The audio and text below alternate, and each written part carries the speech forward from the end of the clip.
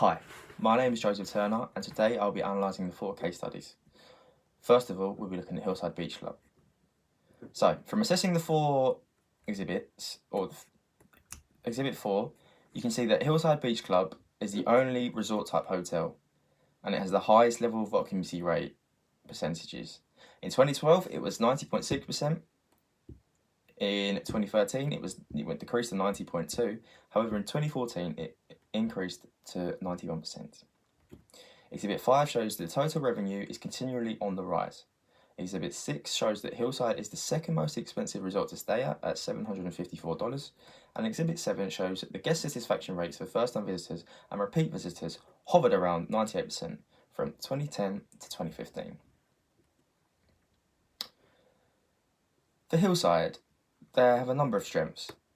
They like to focus on the simple, universal, comfortable designs that emphasise the convenience and spontaneity and genuineness they want to provide with the service. Hillside kind of create this experience for their guests as they want them to pay for like a kind of feel-good factor where the guest can enjoy a family dinner and nothing else really matters.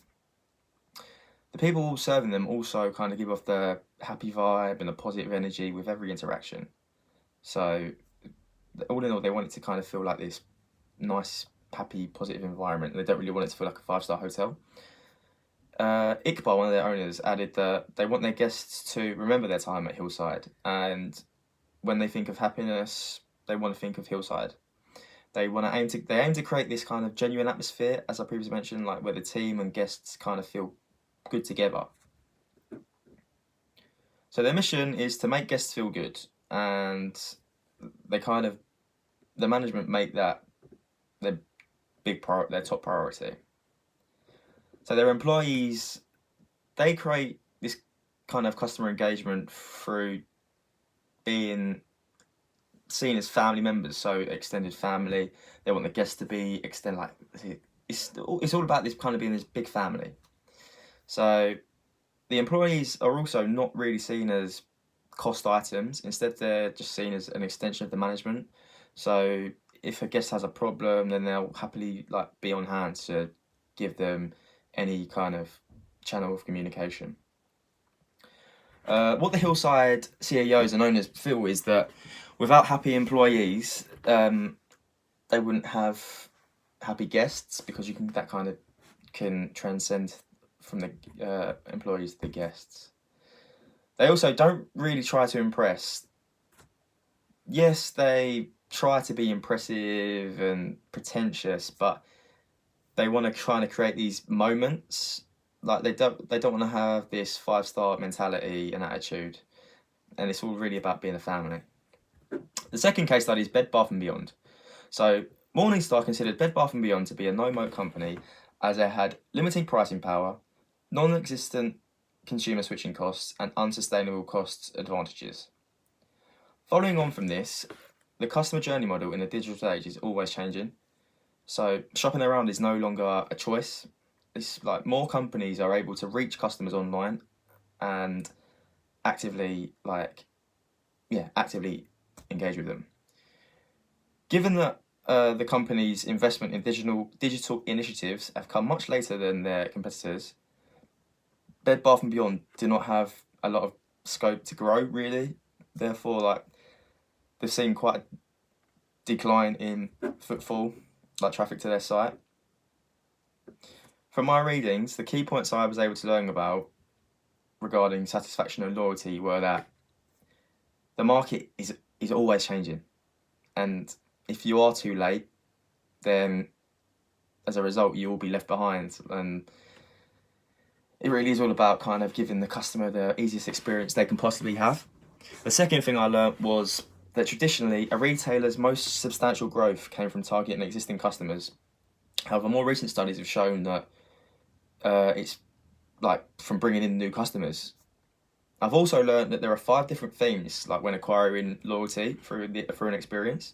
The first was delivering the right experience. The second was driving loyalty. The third was keeping it simple. The fourth was prioritising the employees. And the fifth was investing in the experience. From this, I do still question how companies like Amazon and Apple are so successful when it comes to creating this kind of experience. Like, what is it that they offer to the customers that makes them so obsessed with getting the new latest iPhone and being a part of that experience? I really do want to know what, like, how are they the two successful companies? Like, why do other companies not kind of follow their um, business model? Yeah. So the third case study I'll be looking at is planes, trains, and social media. So social media obviously has kind of emerged as this dominant platform, and it's the platform that where you can reach millions of people and provide real time updates and commentary, especially regarding trains. So, with the access to the internet and social media becoming ever present, social media is also, yeah, fairly empowering to consumers. So, with regards to Singapore, they have a population of 5.65 million, and 4.65 million of their actual population are active internet users, with around 3.6 million being active social media users. They also spend an average of an hour and 39 minutes on social media a day, so it is clear to see why it has emerged as such a dominant platform. However, there are some potential risks for adopting the social media. Um, these kind of are that the customers can see right through. They can see like you're being pretentious and like you're not really interested in the person, and more of like the whole company.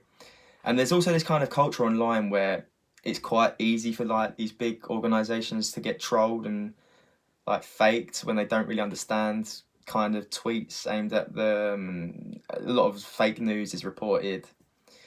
However, there are like there is a reward in companies proactively using social media like to identify the problems being faced by these customers. And it also kind of allows them to provide these solutions at a much quicker rate than previously before, like the traditional methods. Um, so yeah, for a company like SMRT, they need to make sure that their social media efforts are successful, like by backing themselves. Like there was all this talk about how they made the right investments into social media and service programs, and how their real time updates were going to change on social media. However, like a few months later, they had like the worst breakdown in their history, like with delays of over like 3 hours. So there is still too much of a heavy reliance on the traditional medias, as well as those tannoys and leaflets, and like it wasn't engaging with their staff, or they wasn't engaging, sorry, with on social media to provide these key updates that people needed. So I would suggest like if the company's willing to put the time and effort and investment into this social media, then why would you like not make the most of it, and why would you not use it like as the other companies have done, and they've seemed to have done it so successfully. Um, from this, I also question whether there should be a much more of a focus towards electronic word of mouth, because like most people nowadays are they're always on their phone, and most people get their news from these social media sites. Yeah, some of it may be false, but if you follow the right pages, then the likelihood is that these news and updates are going to be correct. So yeah, I would also like to know like what makes it successful. Why was these other train companies so successful? But yeah, the fourth and final case study is Motortrike, building a brand community. So the motorcycle industry is always changing. So for example, in the 70s, it was all about the commuter bikes because the rise in fuel prices. However, in the early 2000s, it's more about this easy rider, like the heavyweight cruiser bikes. And the demographics have also changed from that stereotypical easy rider to a much more affluent professional.